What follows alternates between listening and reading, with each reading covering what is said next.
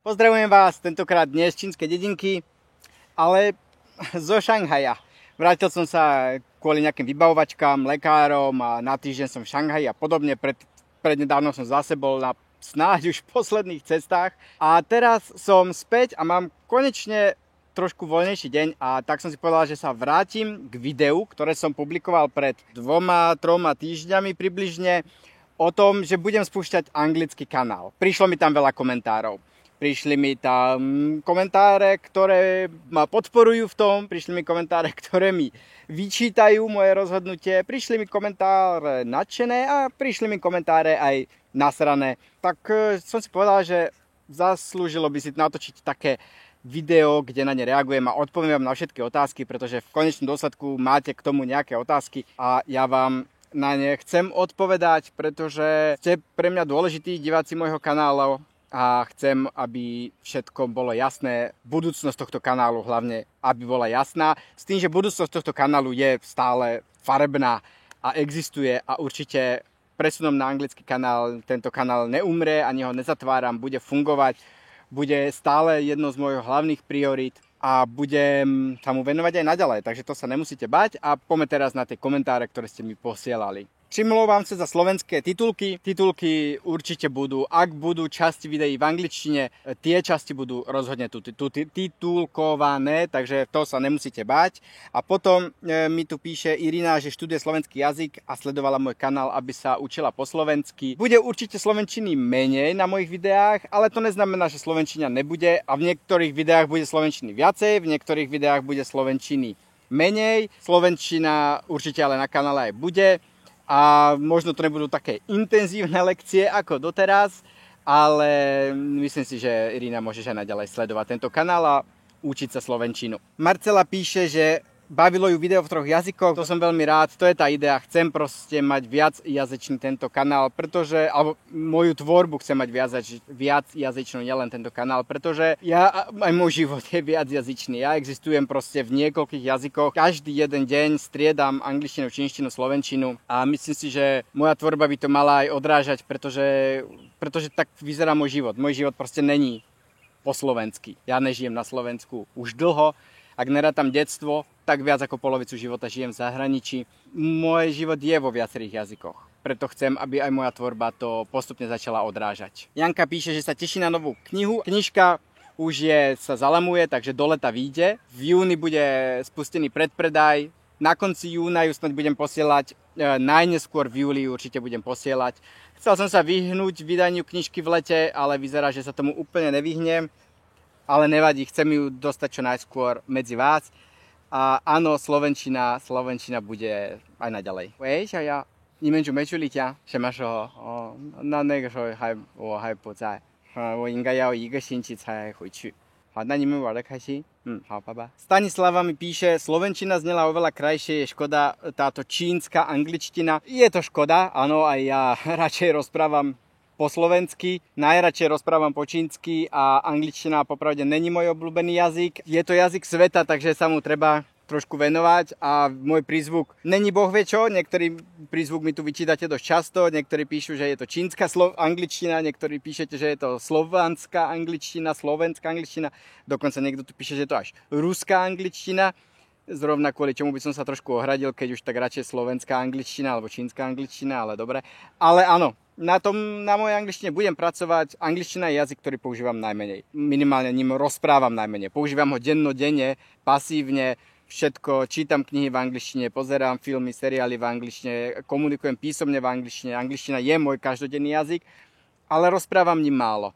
A taktiež dúfam, že týmito videami sa trošku aj rozprávam a poriešim aj svoj prízvuk. Ideálne by bolo ísť na nejakú dobu do Ameriky, alebo niekam do anglicky hovoriacej krajiny, ale to není teraz úplne realita, takže budete musieť chvíľku počúvať moju ruskú angličtinu, či slovenskú, či čínsku, či proste nie moc dobrú. Tam ten chalan píše, že tušil, že za to môže Peter. Áno, môže za to on. On ma na to presvedčil. Ale aj bez jeho pomoci by som to asi ani nerobil, takže som mu za to aj neuveriteľne vďačný. Tomáš hovorí, že by to chcelo okrem slovenských tituliek aj anglické titulky. Uvidíme, pokúsim sa ich tam dávať, minimálne tak, že si ich vlastne v rámci YouTube rozhrania môžete zapnúť aj anglické titulky. Uvidíme, koľko s tým bude roboty a ako to bude trvať, pretože už budem dávať tie slovenské titulky. A s tým titulkovaním je dosť veľa roboty a preto aj myslel som si, že to bude jednoduchšia cesta, iba titulky, ale zistil som, že nie vždy.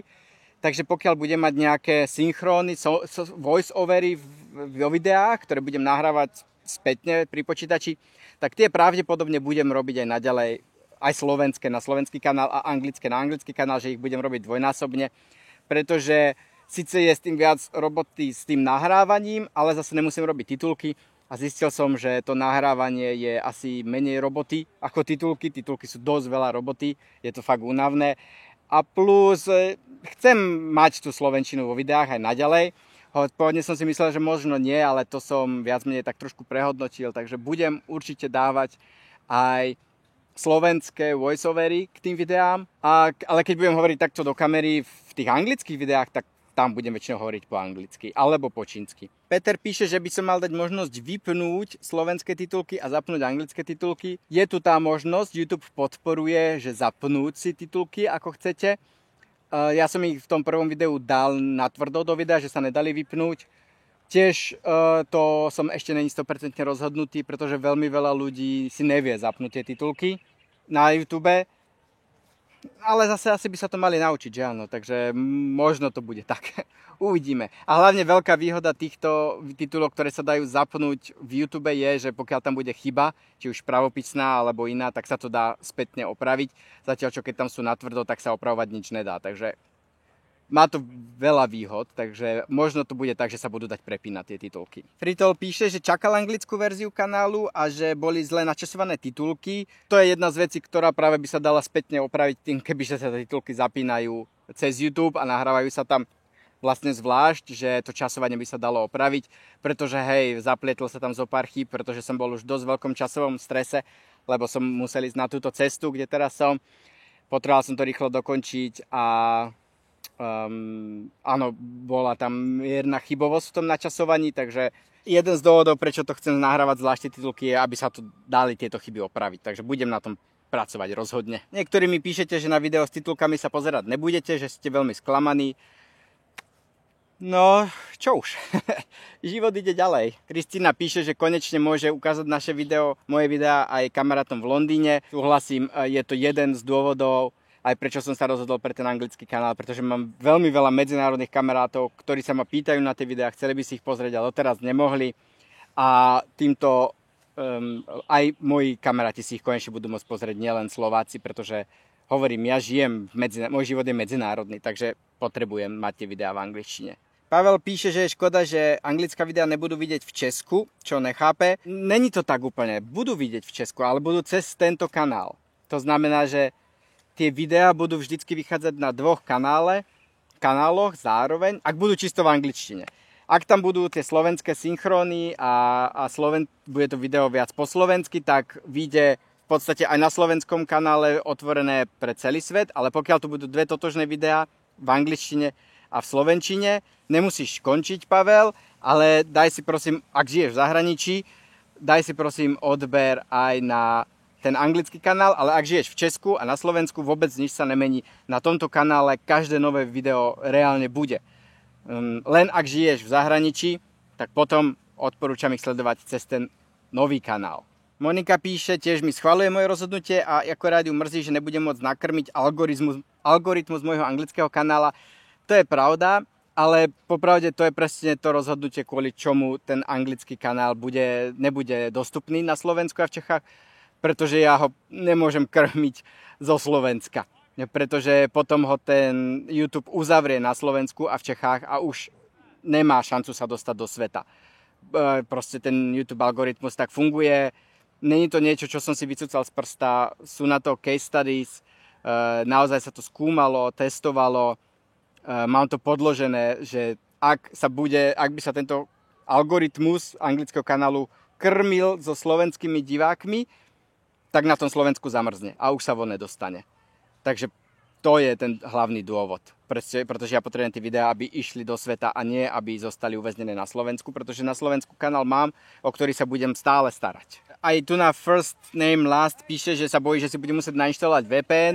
Nie, ako som spomínal, Na tomto kanáli budú všetky nové videá, nemusíte sa bať. Takže nemusíte si žiadnu VP, nemusíte ísť do zahraničia sledovať tie videá. Ak žijete na Slovensku a v Čechách, pokojne sledujte tento kanál, na ktorom teraz sme. Každé jedno nové video tu bude a už čoskoro začnem s novými videami. Rastislav je veľmi sklamaný, pretože videl veľa youtuberov, čo dosiahnutí určitej sledovanosti podľahne falošnej vízii, že sa stanú žiarivejšie hviezdy v zahraničí. Mojím cieľom není stať sa žiarivejšou hviezdou a stať sa, neviem, Mr. Beastom alebo niečo také podobné. To absolútne môjim cieľom není. Mojím cieľom je len byť schopný sa uživiť tvorbou videí. A to sa proste na Slovensku nedá. Keď chcete, aby som stále pridával nové videá, aby ste ich vy mohli pozerať zadarmo, tieto videá, a aby mohli pribúdať a aby som túto prácu reálne mohol spraviť, tak není inej možnosti, ako ísť aj do zahraničia. Pretože slovenský trh je proste zakrpatený. Všetko tam je zakrpatené. Tým sa uživiť proste nedá.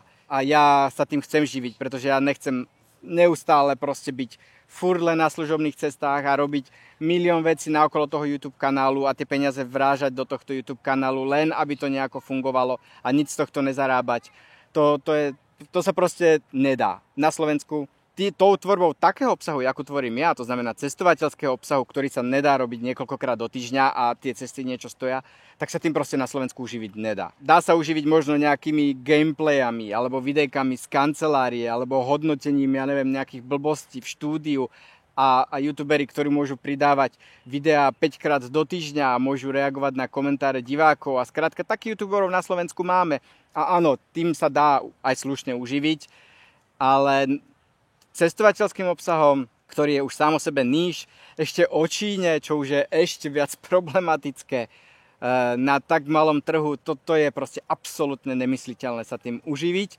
A ja sa tým chcem živiť tvorbou obsahu pre vás. Nechcem robiť videá, robil som videá do televízie, čo mi pomohlo preklenúť tieto 2 roky, ale ja nechcem robiť videá do televízie, ja chcem robiť videá pre vás na YouTube, aby boli voľne dostupné, aby ste si ich mohli hocikedy pozrieť.